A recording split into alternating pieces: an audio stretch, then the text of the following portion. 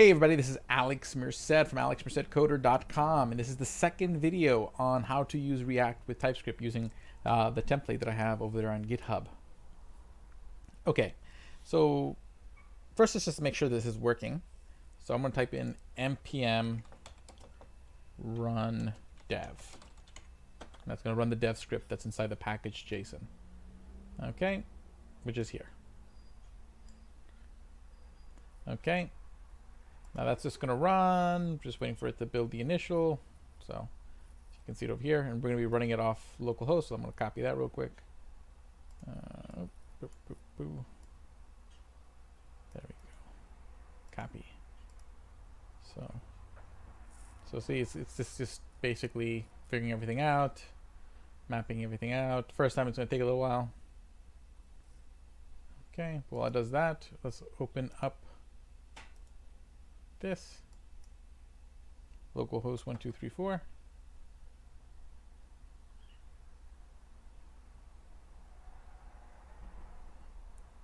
And there we see hello world, and it's in green because I made it green inside the SAS file. So you could put all your styles in this one SAS file. I do have a couple initial styles because I do have a couple sort of base sort of components just to help you get started that are really, I find really useful for pretty much every project. So I figured, okay, since I pretty much keep building the same component over and over again, how about I just put it in a template? Okay, so essentially it's just a row component for like a flex box row. And again, you can go in here and just change the details on that if you want to change its behavior. And then there's like a big card and like a larger sized card. I think it's like takes up yeah, well, actually you can see it here. It's like a 300 pixel card versus a smaller card. Okay, cool. And then again, you can go in here and play with how that works, but they're there. Okay, now back to the app TSX. So right now, all this does, all my app component has, and let's take a look at the syntax. Everything in here, I did it as function components. I just really don't write class components anymore. I don't see the need to. Function components with hooks rock my world. So the syntax here is const app. Okay, so I'm declaring a component called app, but this is TypeScript, so you got to type everything. So, and again, all the types are downloaded as well. They're in your dependencies. So as you can see here, in TypeScript, whenever you download a package, so like I downloaded React and React DOM, you also have to make sure you download the types with it too. So most packages out there should have a TypeScript types package to support using that library. And it's pretty much always at types / the name of the library. So whether you're using Vue, Angular, whatever, you know, what you do is you download the libraries and then you download the types. So that way TypeScript knows how to handle you working with that library. Just to give you a little background on types and how TypeScript works. Okay. And if you haven't actually worked with TypeScript yet at all, then watch my Working with TypeScript video series where I speak specifically about TypeScript and give more specific examples to how, like, why do you want to use TypeScript. But essentially, if you're using a function component, first thing you have to do is you have to tell, you know, TypeScript that, hey, this app thing that I'm making, it's a React function component. And this is the syntax for the type. So this is type react.function component FC. Okay, and I'm not passing any props, so I don't have to do anything extra at the moment. Okay. So, okay. So we don't have to do anything else at the moment. Okay, so right now, let me just go, there's already a components folder, and here's, you have all these here's a template component. This is not an actual component, but the template, so you can make your own. So you can literally just, what I would do is just, every time you need to make a new component, just copy and paste this, and you already have it pretty much all set up. And just to kind of go over what this is, here's your React import, so you don't have to worry about typing in your React import. And in TypeScript, what happens is that you can't just be slamming any kind of data you want. Like when you're just doing React by itself, just normal JavaScript React, you can put whatever you want in props. You just have at it. In TypeScript, you actually have to define your props ahead of time, and you define it through creating an interface. So basically, think of it as an interface as creating your own data type, and you're defining how information is structured in that data type. So in this example, we'll just say, hey, here, this interface is called example props. So it represents the props that will be on this example component, which I'm going to rename example. Okay, and you can put whatever you want in here. Okay, so I can say, hey, we have a component called data1 that's going to be a string. Okay, let me just get rid of that dash. And then if you're using Visual Studio Code, it should be pretty good about telling you what's wrong with your TypeScript. Since TypeScript is a Microsoft thing, VS Code has really good support for TypeScript. And then there's TypeScript packages if you're using Atom or Sublime. Okay, data1 string. The only thing to keep in mind is that if you're like doing data2, like the second prop is supposed to be an array per se. Okay. Then what you have to do is you have to include what's inside the array. So if is it an array of strings? You put that. Okay, so this is an array, and the array is going to have strings inside of it. Okay.